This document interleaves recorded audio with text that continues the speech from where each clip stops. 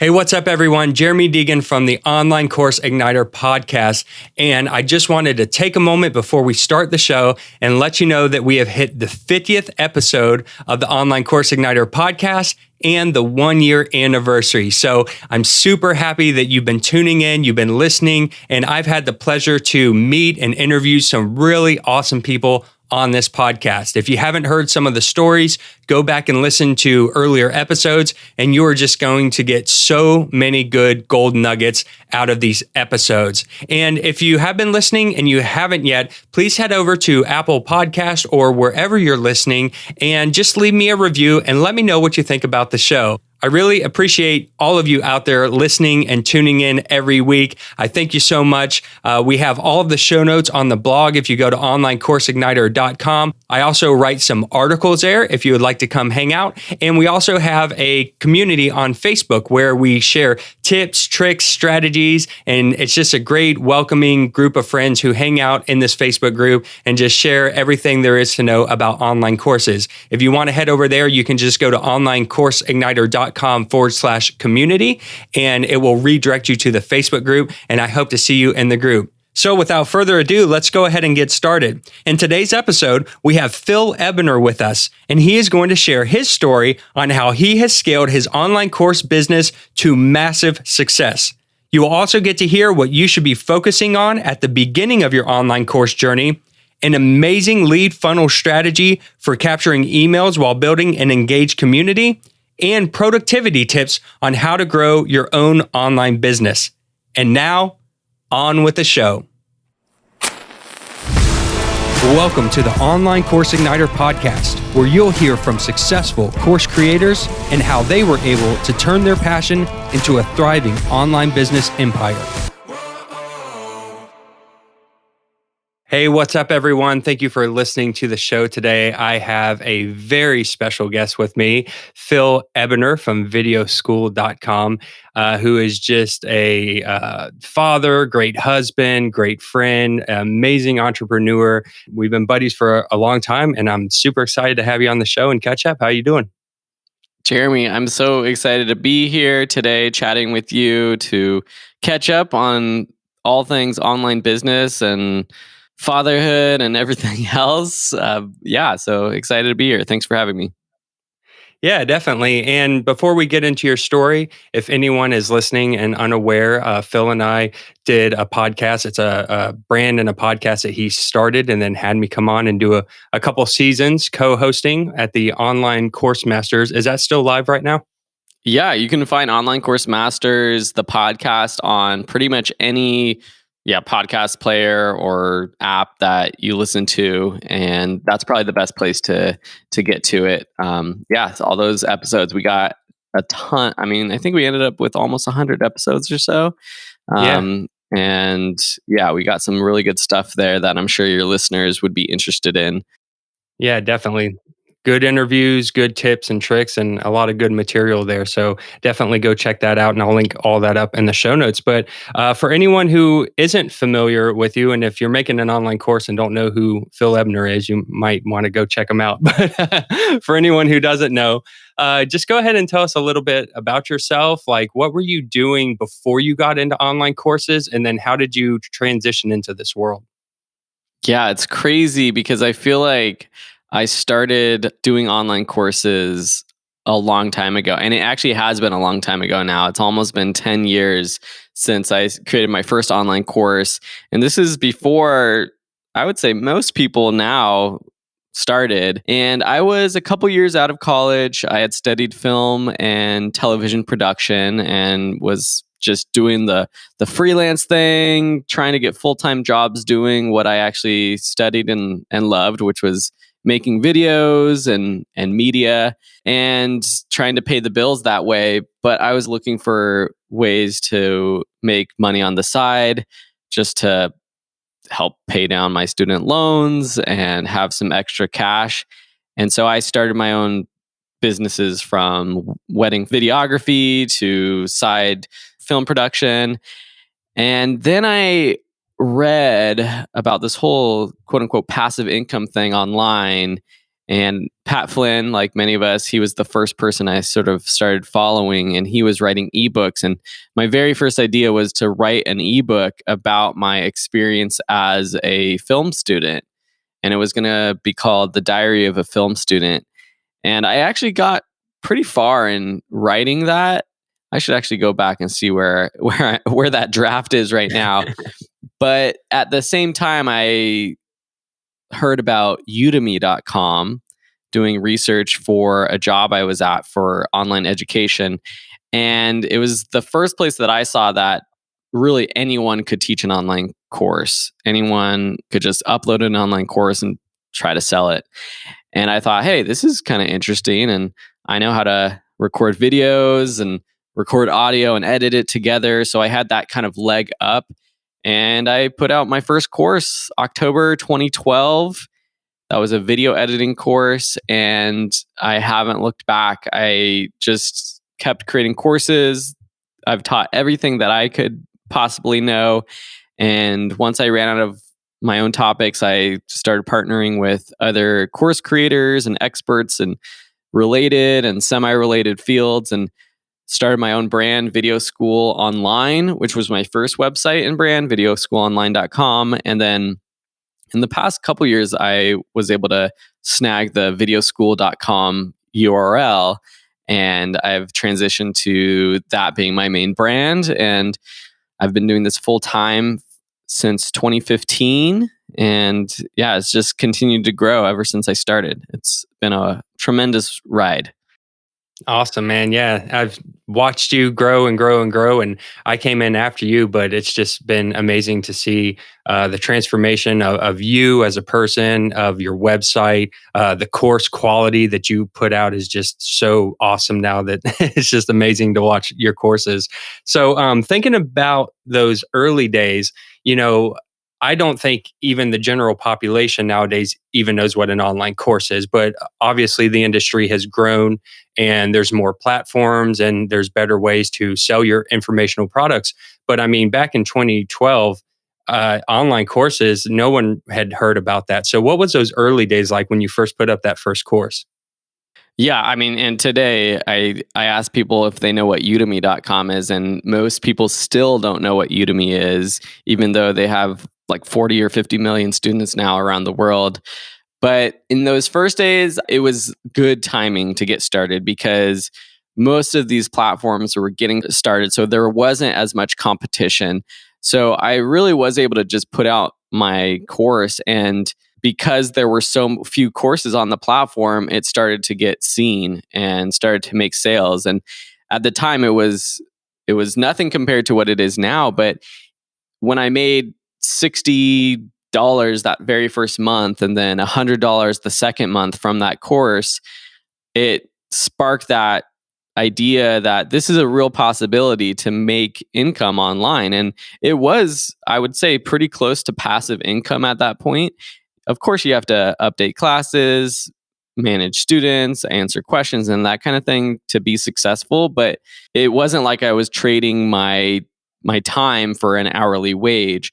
And that just proof of concept just was amazing for me because I just then went gung ho with working. I was working a full time job for between 2012 and 2015, but after work on the weekends, I would just be putting together courses myself or with friends, and just putting all that effort in the beginning helped because it helped me establish a brand, helped me establish a student base where I could then promote my future courses to that base and automatically get sort of a little boost for any new course that I put out. So today it's harder because it's a more competitive field. There's so many courses out there, but the principles are still the same. You got to create a good online course. Nowadays, I would say the difference is you need some kind of existing audience to promote your courses to, so that you can launch a course, start promoting your courses, get a little bit of traction with those courses, reviews, those kinds of things that help your courses show up in the search results of really any platform that you're hosting your course on. And that's what will eventually lead to your success, I would say.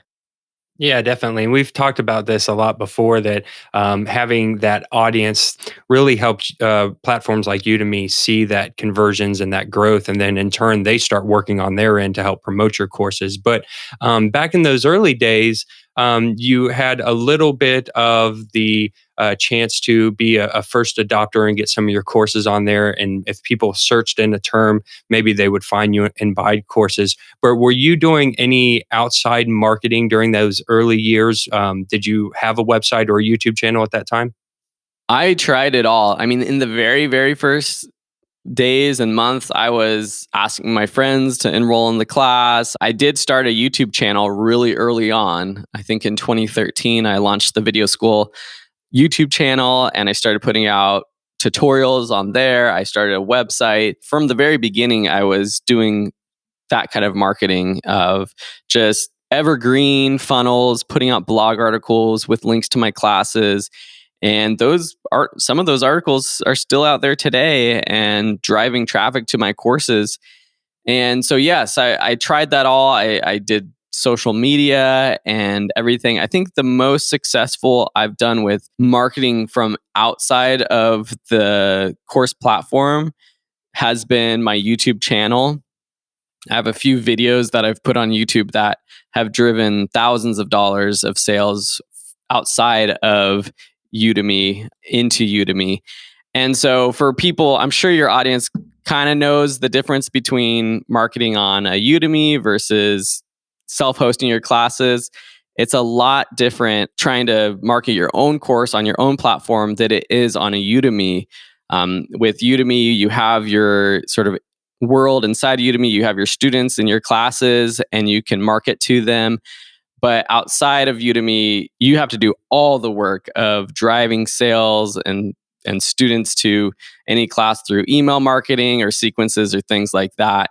But yeah, from the beginning, always doing that kind of marketing. Nowadays, I kind of just depend on my existing student base and I don't do as much work on my YouTube channel as I used to, although I do still put out YouTube tutorials every month or so. And really now I'm just continuing to focus, go back to the basics and put out good quality courses, update old courses, and that kind of thing to keep everyone happy.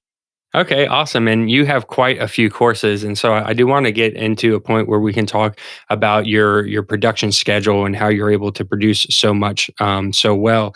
But first, let's answer that question. I know this is a popular topic. You know this is a popular topic.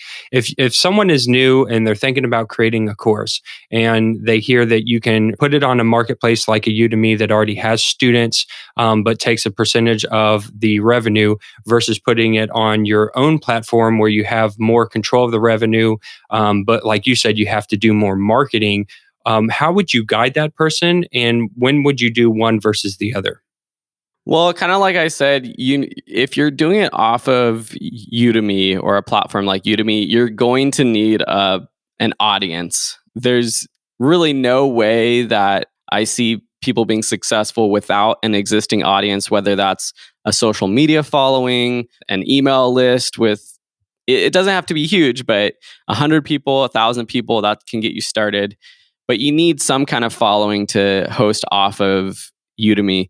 I still think Udemy or places like Udemy, like Skillshare, are great places to test the waters, to put an online course and just see what happens and maybe see if you even like the process. I mean, it sounds glamorous and great to be able to say, oh, I put out an online course, I'm making money online, and it's all passive. But sometimes, and I've seen a lot of people who were very successful get burnt out on it. And maybe that's because they went too hard with it. And I've even had to take, a step back from time to time to slow down, do other things as well.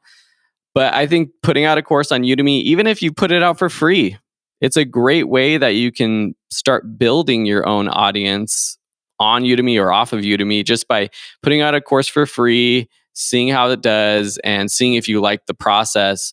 And I think probably the best way to get started from scratch right now, I would say, is put out that free course, put out like a short 1 hour to 2 hour course on whatever you're most passionate about, whatever your expertise is, and start to grow an audience there with some free students. And then work on like a more premium course. And what you can do on Udemy, if you want to promote your next course, say, if you're following this sort of path, is you can change that free course to a paid course. And then you can actually start promoting to those students. So on Udemy, I know this is a little technical in the weeds, but if you have a free course, you can't promote to them, you can't market to them.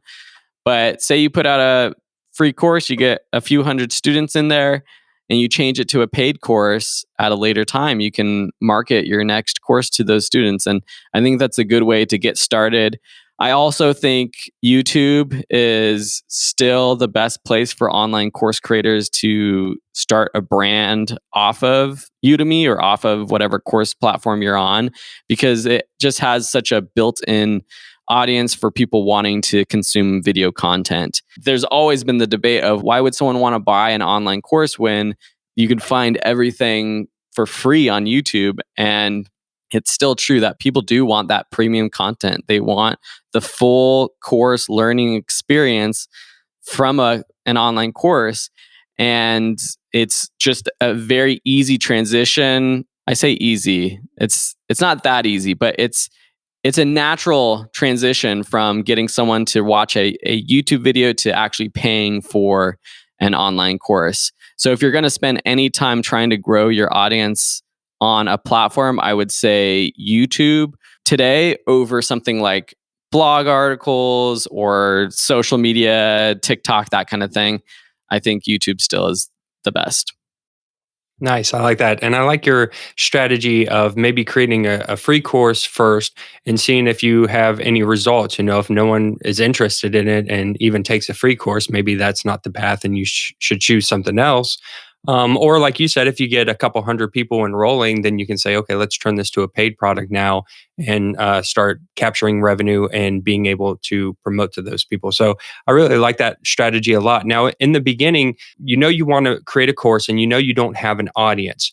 Which one would you work on first? Would you build the audience for a while and then create a course, or would you create the course to try to help build that audience? That's a really good question. I think if I were starting and if I knew my goal was to create online courses, I would probably, like I said, create sort of like a 1 hour to 2 hour basic course for whatever your topic you want to teach and use that content to build your initial audience. So you can take that free course, you could put it on Udemy, you could put it on Skillshare, you could put it on all the different course platforms out there. You could even start a Teachable account or a Thinkific where you can build your own online school, put it there. So eventually you have more control of students and those kinds of things.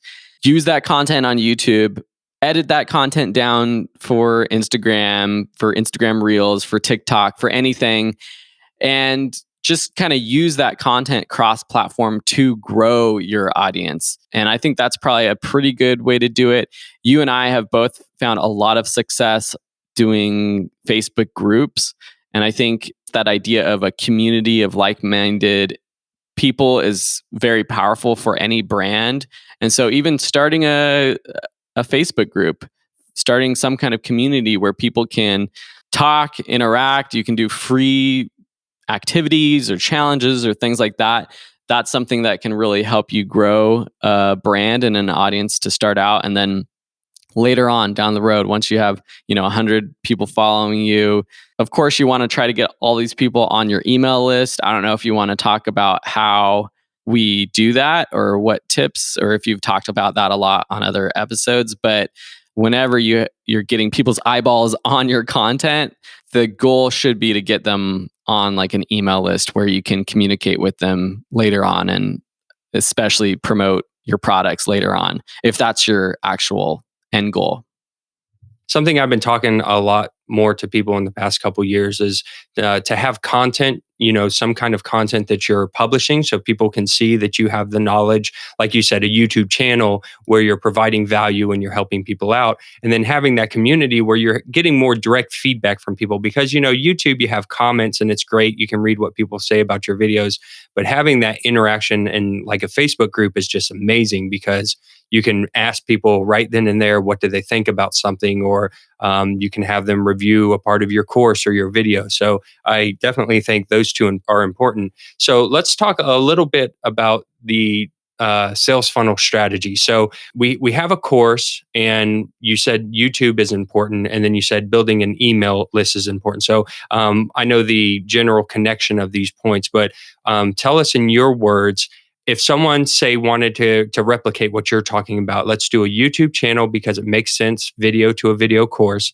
and we're going to have a course on a platform, and then we want to collect emails. Briefly give us your description of how you would set that up. Yeah, and I will do that. The one thing I kind of want to just say is through everything, you got to be authentic. You got to be authentic about actually wanting to help people. I think people can see right through marketers who are just trying to sell knowledge because they want to make money from it. So when you're starting out and when you're putting out videos on YouTube or doing social media, if you're going into other people's Facebook groups where it's about a topic that you're teaching and you're trying to like get people onto your group or sell a product or share your YouTube video, it's clear when someone's trying to just market themselves, right?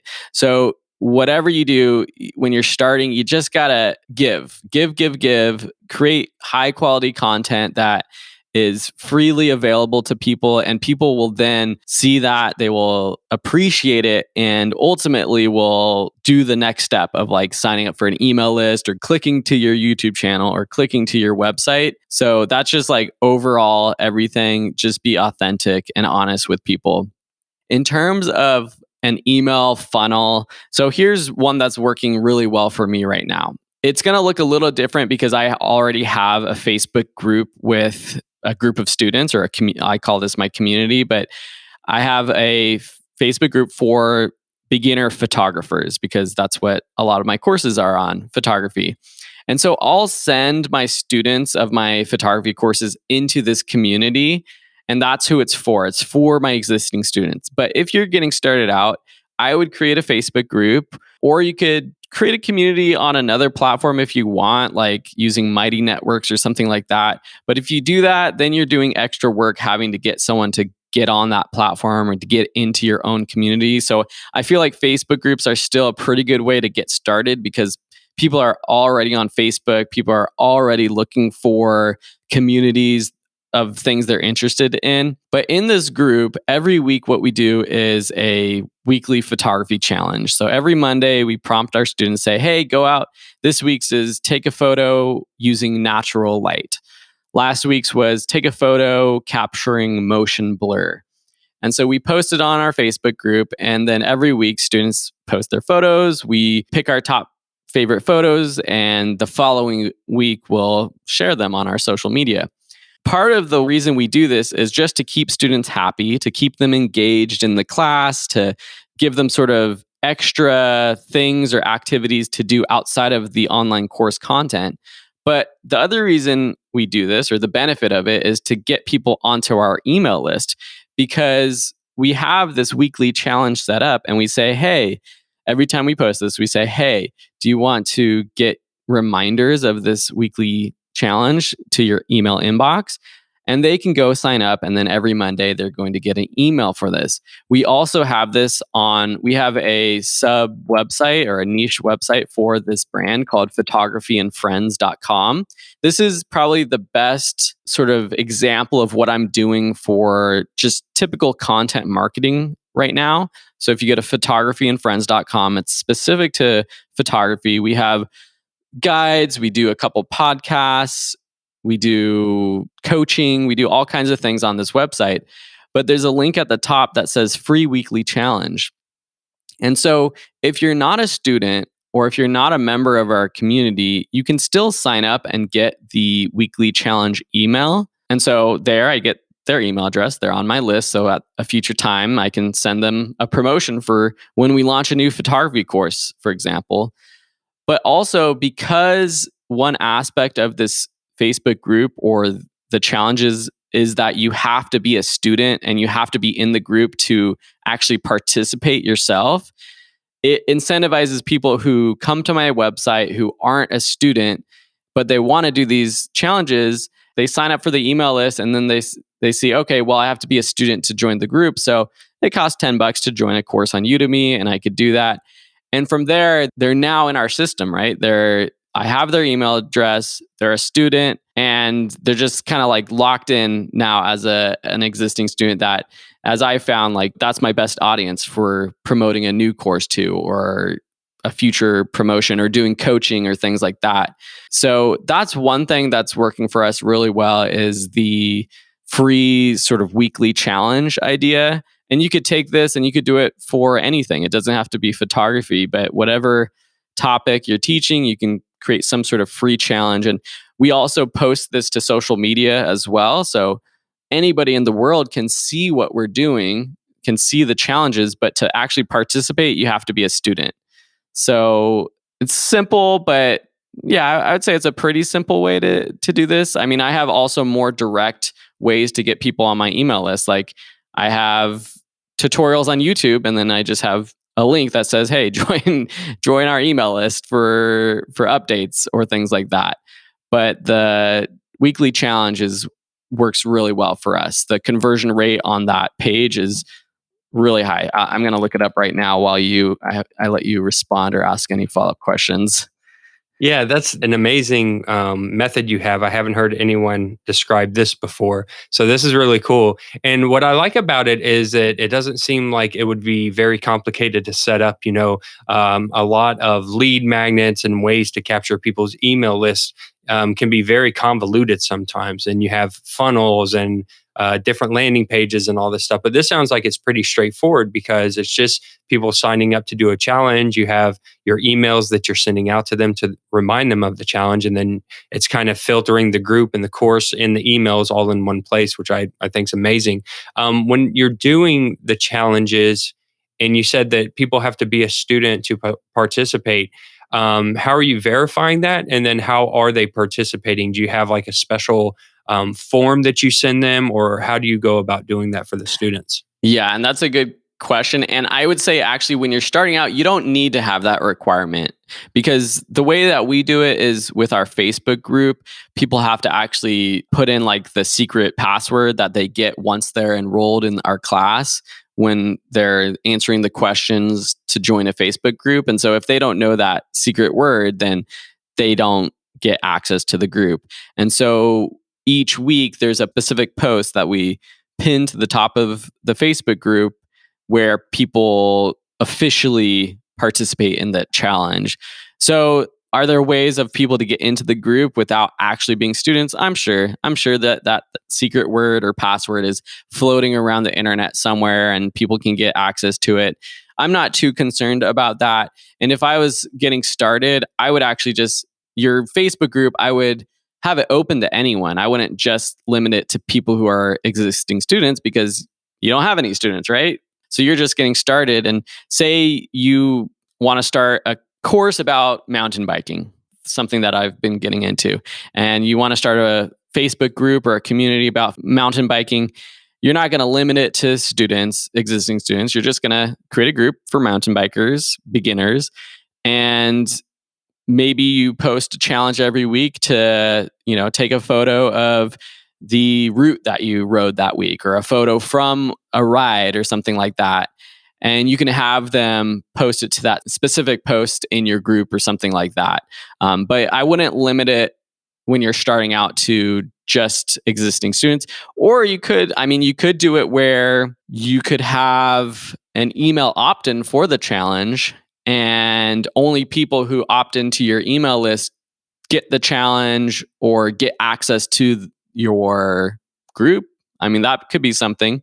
People need to have a reason to sign up though. So what I would be doing is be posting other student or followers or community members, posting their challenge results or their challenge answers to social media, to Instagram or Facebook. So people see, okay, well, these people are having fun taking part in this, so I want to do this. And that gives them the incentive to actually sign up for the emails or for access. It depends on how restrictive you want to be, because if you just leave it as a free for all and anybody can join and participate, that's probably the best way to grow your audience the fastest.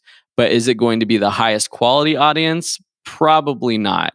You could try it out, test it out. If you're not growing, if you're limiting it to only people who sign up for an email list, then if it's working, great. If it's not, maybe you just open it up. And just, I'm looking at the conversion rate for the opt-in form. So people who click on that free challenge form on our website or get to that page from like a social media post, it's a 37% conversion rate of people who go to that page and sign up for the free challenge. Oh, wow. That's good. Which is pretty awesome. I mean, compared to just my home page for the people that just end up on videoschool.com, and I have a generic opt-in form for our newsletter, the conversion rate's like 0.5%, which I'm sure I could do a bunch of work on. And then I compare that to other blog articles or pages where I have perhaps a more specific lead magnet geared to that audience. And it ranges between like 3 and 10% or something. But that photo challenge page, it's like crazy conversion rate.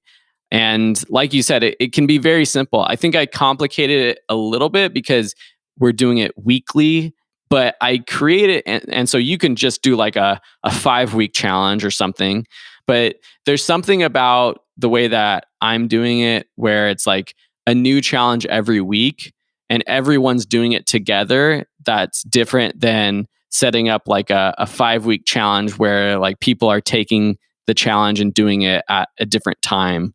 So I think there's something special about everyone doing the same challenge every week together. But we created a whole year's worth of challenges. We have 52 challenges.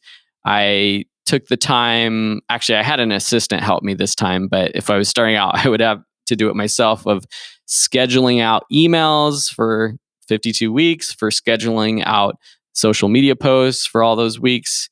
But now it's all automated. So the social media posts go out, the emails go out, and all we have to do is pick our favorite photos every week and share those on social media the following week. Yeah, this is awesome. I mean, talk about building a community. If a 5-day challenge is very, here today, gone tomorrow. So yeah, you come in and you might have a nice, group of people that come in and do your 5-day challenge, but then that following week, everyone's just kind of back to business as usual. Where here, it seems like people would be more engaged and interactive. Facebook's algorithm is going to see that people are posting in the group and commenting and doing things every week. So I think that that's going to help engagement with your Facebook algorithms. You're able to constantly be in the forefront of people, because if you're sending out emails to remind people about the challenge or to sign up for the challenge, then you're always kind of showing your business and brand. So yeah, I think this is just a genius way to go about it. So thanks for those tips on this challenge. I'll definitely look into this myself and have to check out what you got. So let's talk about, just for a moment, let's talk about videoschool.com. You mentioned earlier that you had started on Udemy, business was growing, and then you started videoschool.com. So just take a moment and let us know about that business. What is that business? What do you do on that website, and how do you help people there? Yeah, so I always thought it was probably a good idea to have my courses or my brand on a different platform than something like Udemy. So somewhere where I have more control. If Udemy disappeared, I would still have my brand. And specifically, I'm using Teachable to host my courses. So I have videoschool.com, and then I have like a sub website, courses.videoschool.com, which is where my actual courses are hosted. But I always had it in the back of my mind that I should be selling my courses on my own platform as well as a separate stream of income. I had more control over everything from payment processing to communication with students. The challenge has always been, well, how do I market my courses when it's the same course on all of these different platforms? And for a while, I sort of gave I sort of gave students the option of, well, you can buy it on Udemy or on videoschool.com and just get the same course for about the same price. And there's that.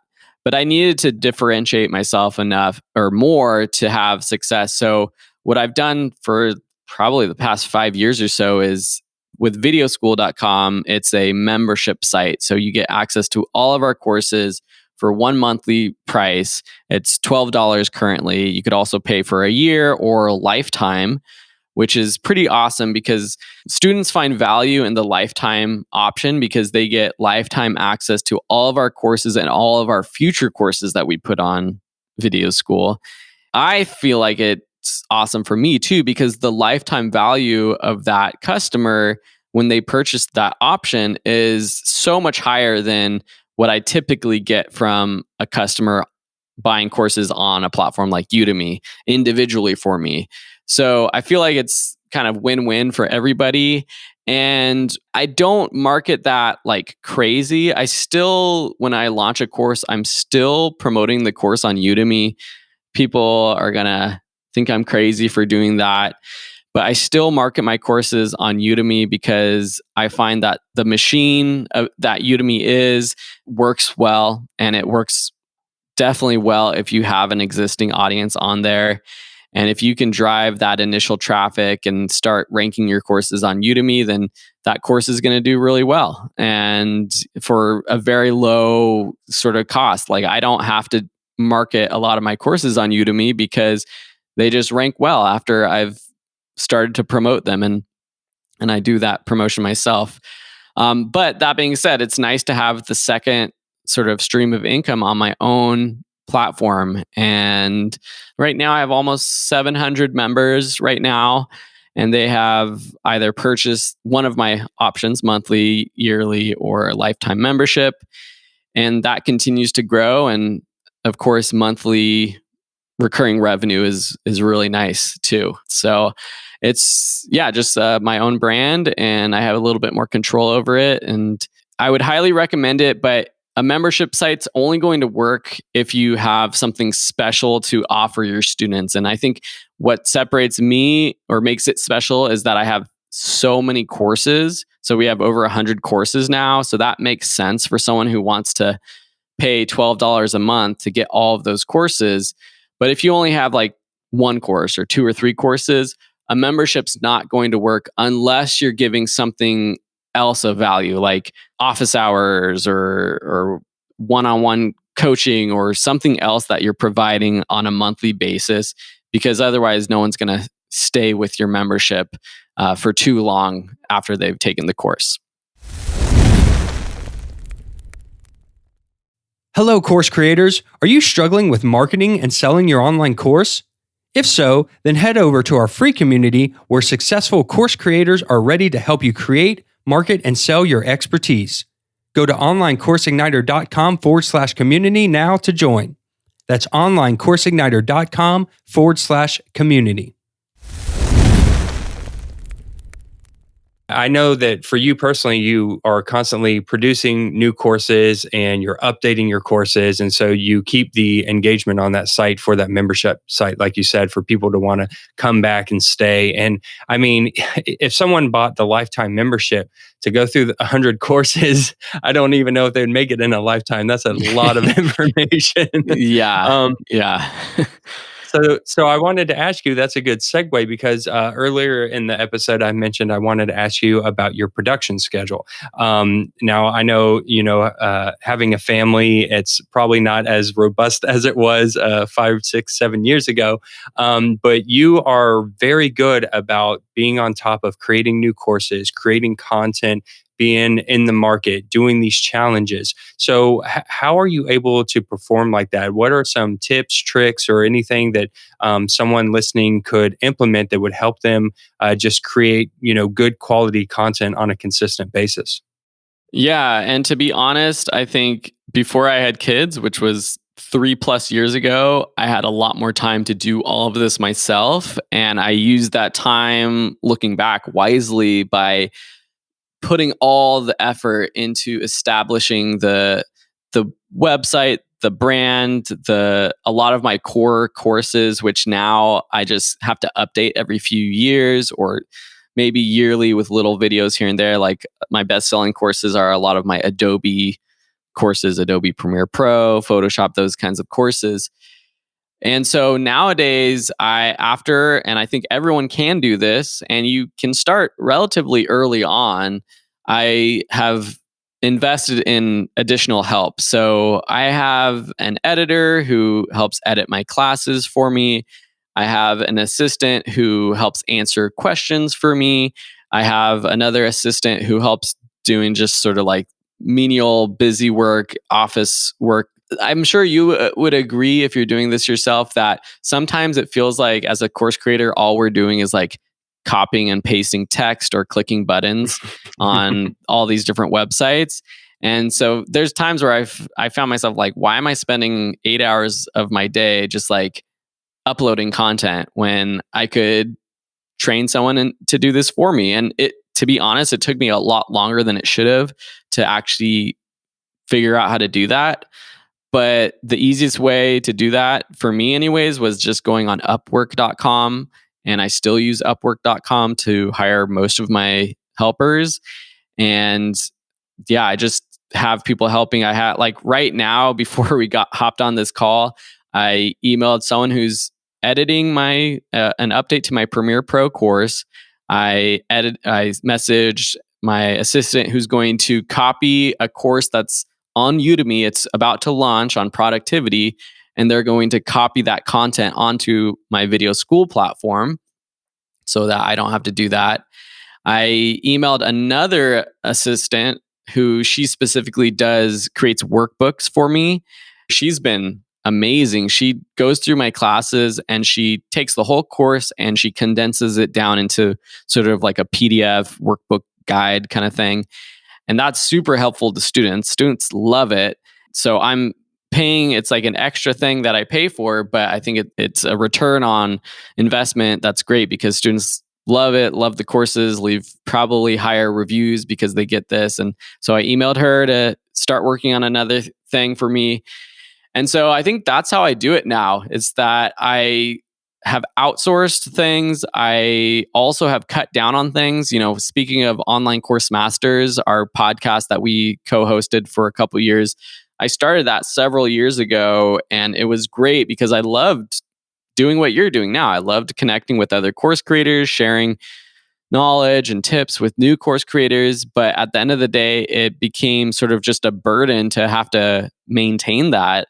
I had started the Online Course Masters website, and then you helped me sort of revamp that into sort of a premium product. But honestly, at the end of the day, it felt like just a extra weight on my shoulders to try to maintain that. Mm-hmm. And so a year or so ago, I basically told myself, it's okay. I gave myself permission to let that go. I got rid of the website and I basically leave the podcasts up because people can find value in that. I actually moved it from Libsyn to Anchor, which is free. So I'm not paying a monthly fee to just host that podcast.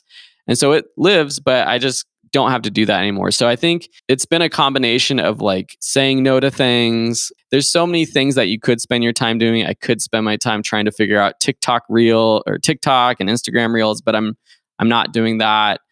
And I'm just kind of going back to the basics of creating courses and updating courses, which is what it's always been about and what's always made me successful. So yeah, it's that 80-20 rule. I mean, you've found what's working for you. You found that YouTube works for you. You found that email marketing has worked for you and your Facebook group and your courses, and you're going all in on that. And I've noticed, I mean, I know we don't talk so much lately, but I've noticed your growth in video school because I've seen those changes. I've seen you, update the websites and do different things in that platform. I see your promotional emails coming out. So you're just doubling down on what's working. And I think it's brilliant.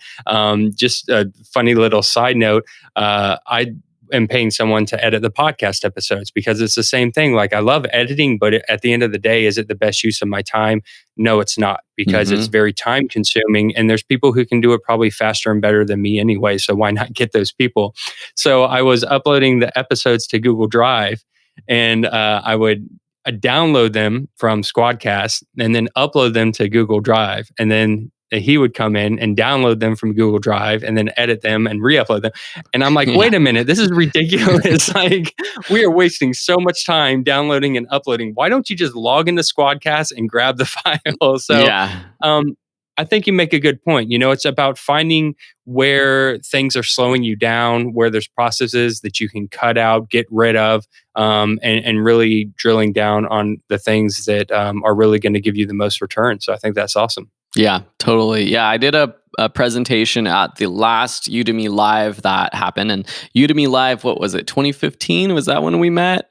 2015, 2016, something like that, up in San Francisco. But Yeah. the last one that was live was in Berlin. And I did a presentation on sort of like productivity. And the whole thing was just about being more efficient and saying no to things, outsourcing things, automating things as well. Using tools to automate social media is also a game changer, because like you said, yeah, you might see what I'm doing on social media with Video School now and think, oh, wow, Phil's doing a lot, but most of that's just automated in the background. And so all those things can be done to be able to help you spend less time doing all the extra stuff and focus on what works best, which for me is just creating the courses, updating courses, and that kind of thing. Okay, cool. So a couple quick more questions and then we'll wrap it up. Real quick, first question I have for you is when, let's say that someone's getting to that point where they know that they need to be outsourcing something because they don't have as much time, and they feel like they could get back some of that time to create more content if they did outsource. What would you recommend to be the way that someone figures out what they want to outsource first? Because in the beginning, you don't have a lot of capital, you don't have a lot of Mhm. money to work with, and you can outsource all kinds of things. How do you figure out what you should outsource in the beginning? I mean, what I would like to say is think about the thing that you don't enjoy the most and outsource that.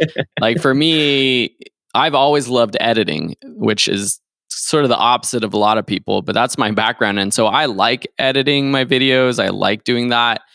And I've outsourced some of that, but that was one of the last things I outsourced.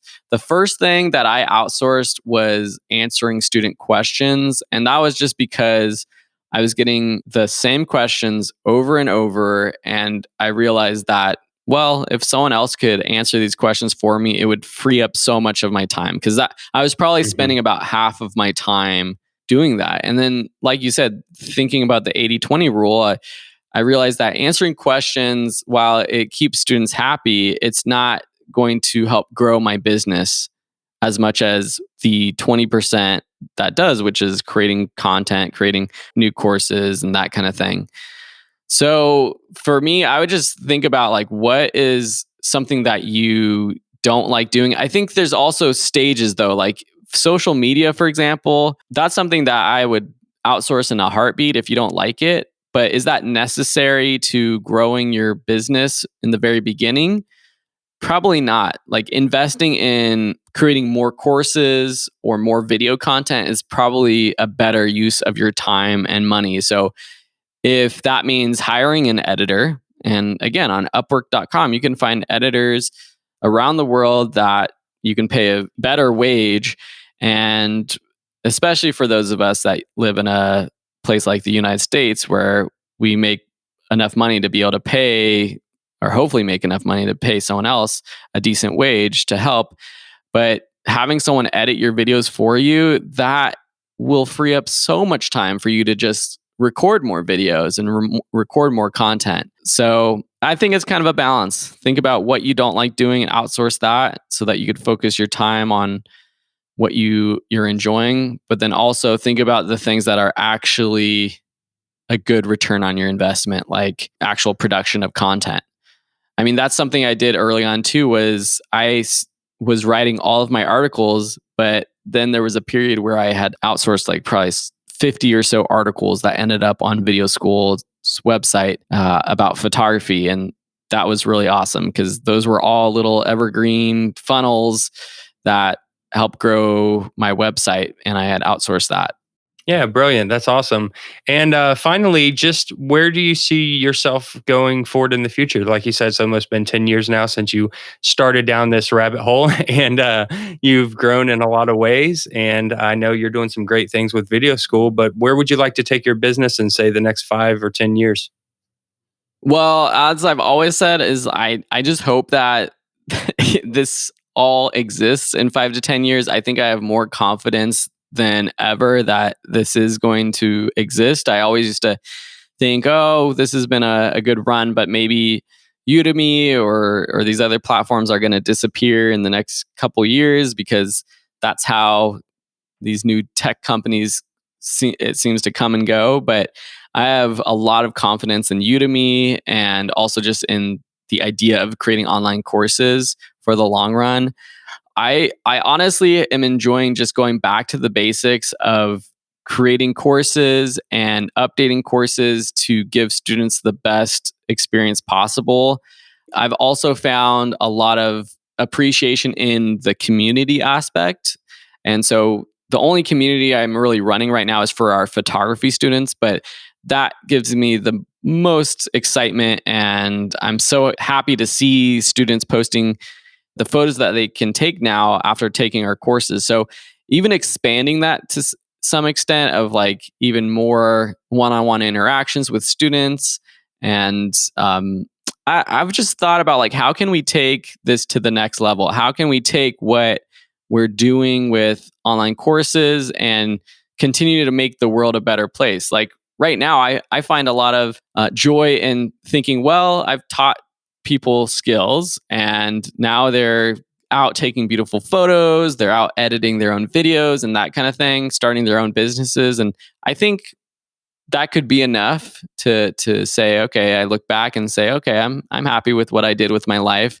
But I also find that I wonder, what can we do even more? How can I harness the power of all the students that I've taught now who are a part of my community? And what can we do? What can we do to make the world a better place? What can we do with our skills now? And I haven't really found that, but it's something that I've been interested in. So if anyone listening has an idea for how we can use thousands of photographers around the world to make this place a better place, then shoot your ideas at me. You can message me on Instagram at Phil Ebner, and I'd be happy to hear your thoughts.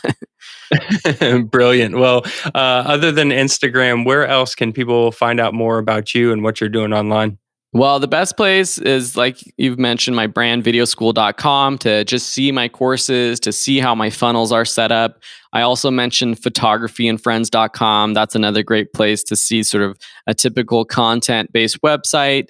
And another thing, just to, if you're interested more about me personally and what I'm passionate about, I started my own personal YouTube channel to just be able to do things that are completely fun, completely just not related to online courses. So if you look for the Phil Ebner YouTube channel, you can find a couple fun videos that I've done about just passions of mine, baking bread, different things. And so that's been a sort of a fun outlet over the past several months or so, just being able to have that extra space there to put out fun content. And then you could also find Video School's YouTube channel at Video School on YouTube as well. So any of those places are good. And yeah, hopefully I've helped. And I'm always open to answering questions or helping people out if you send me a message. Awesome. Well, Phil Ebner, this has been great, and it's good catching up with you and just hearing how your business is going. You've been a major inspiration and a good friend and a good teacher to me personally. I know you've helped, hundreds of thousands of people out there with different skills and techniques, and I still get messages and reviews on our courses that we did together that people are still finding value in those things. So just thank you so much for your time today, for everything that you're doing, and just keep at it. And I can't wait to see what the future holds for you. Thanks, Jeremy. Happy to be on, and everyone have a beautiful day, as I always say. Bye. Thank you so much for joining us today, Phil. You can find out more about him and his business by visiting videoschool.com, or you can get the show notes of this episode along with links and resources by visiting onlinecourseigniter.com/50. Keep up the great work, everyone, and you'll get there. Thank you for tuning in to the Online Course Igniter podcast. Make sure you subscribe wherever you're listening so that you don't miss an episode. If you would like to learn more marketing strategies and how to sell your online course, then also check out our free community where we share tips, tricks, and tutorials at onlinecourseigniter.com/community.